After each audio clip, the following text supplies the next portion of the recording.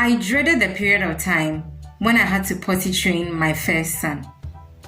Before then, I never thought nutritional considerations and potty training would be in one sentence. Hi guys, and welcome back to the channel. If you're new here, my name is Yasmi and this is Taste and Blue. Yes, thanks for stopping by, and please do well to subscribe and turn on that notification bell so you are prompted every time I post a new video. I post on Wednesdays and Sundays, so do make it a point to always join me. To my returning subscribers, I say thank you once again for joining me today. Today we'll be talking about something quite unusual or not really spoken about a lot. So I'll be talking about three things together: potty training, constipation, and your child's nutrition. Imagine that. So I have potty trained my first son. He is 3 now. So in this video, I'll be sharing my experiences and research together with you guys. When I decided to potty train my son, he was 2 years. Yes, that's how long I waited. So the thing is, he was in school then. So with the help of his teachers, it was a much quicker process for me, thankfully. This is a situation where I'm talking about the daytime potty training. As for the night time, it's a whole wahala on its own. But we'll see how best we can put the two together.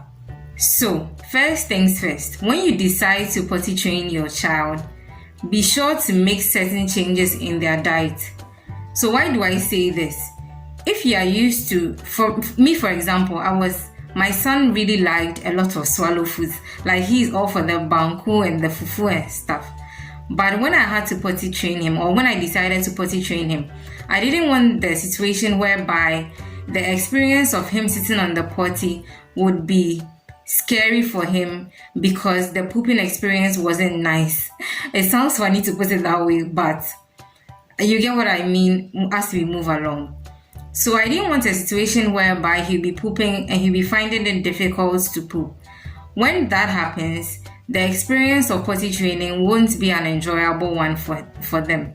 So I would advise that you make some dietary changes when you decide to potty train your child. So if you have a child like mine who likes the swallow, be sure to be incorporating the fiber stuff a lot. So one thing I also learned was the oatmeal banku, which is mostly for the keto dieters. So maybe once in a week I sneak it in there so that he wouldn't have problems with constipation and stuff like that.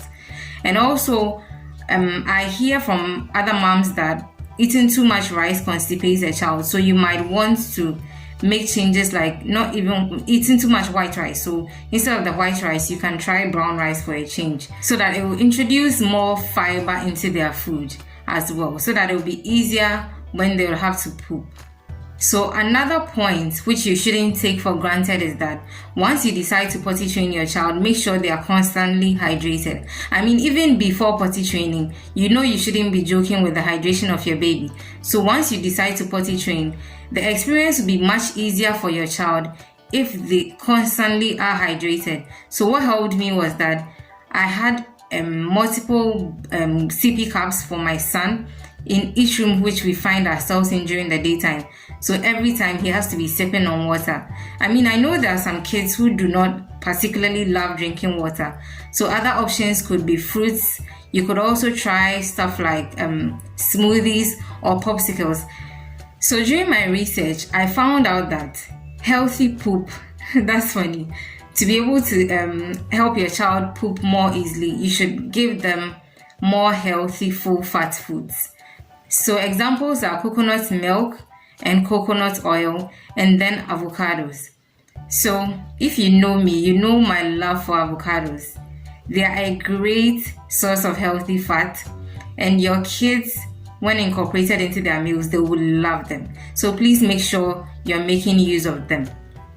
So when it comes to potty training, it's not all about the poop, it's also about the peeing aspect. So here is the thing. One point I've mentioned in a previous video is that if you want to potty train your child, especially during the night time, Please avoid the caffeine drinks. I'm talking about the chocolate drinks and then the cola drinks as well.